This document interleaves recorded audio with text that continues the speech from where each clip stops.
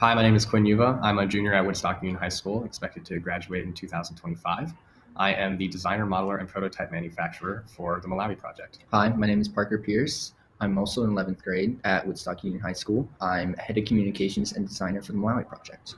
Food is one of the necessities for life, but not everyone has easy access to it. For example, in Malawi, trees are scarce, making it more difficult to fuel fires that are needed to cook food. As food is necessary for life, trees are also necessary for many other things besides making fruit. Trees help stop erosion, provide fruit, and also protection from the sun. Another thing that we made this project for was for clean cooking surfaces. While in Malawi, I saw some stoves that were not conventionally made and were made out of clay, and also use different types of fuels that aren't as efficient for themselves and their environment. We can have a more efficient source is by using corn.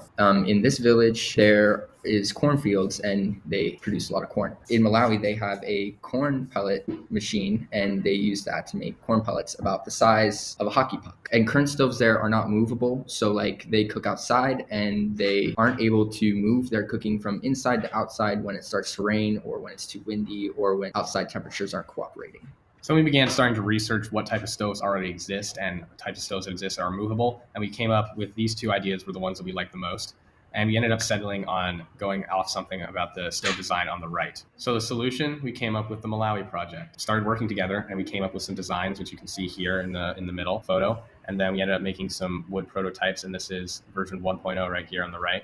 And this is Logan Sudol on the left with a first edition of our stove that we cut by hand. So our goals for this project is to enrich global communities, design, manufacture, and donate stoves, not just to Malawi, but all over the world. Another thing for us personally that we would like to achieve when doing this project is improving our designing, communicating, and entrepreneurial skills. So for addressing the problem and brainstorming solutions, we did small hand sketches, and for the designing and testing, we made many models and came up with our last prototype and sent it to Hypertherm, and they delivered with a metal product. And here you can see this is Parker right here in the middle.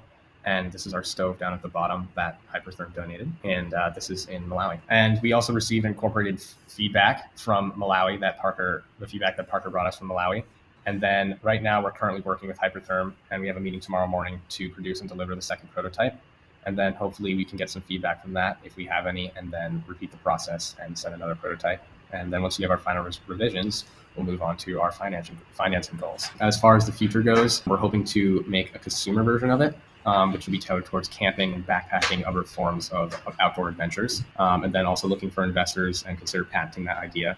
GoFundMe, Indiegogo, and then Hypertherm again are just some examples of places we would look.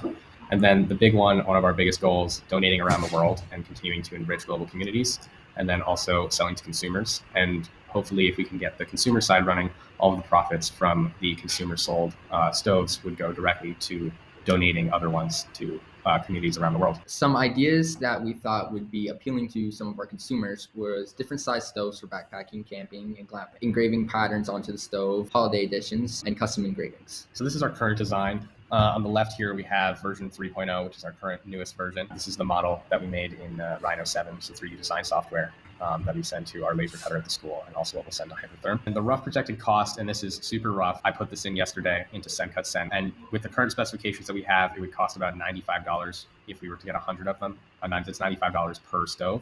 So it's a pretty high cost, but we would hope that when we work with Hypertherm, we'd be able to lower that cost, and with funding, obviously have that covered. We would like to send some thank yous to our supporters.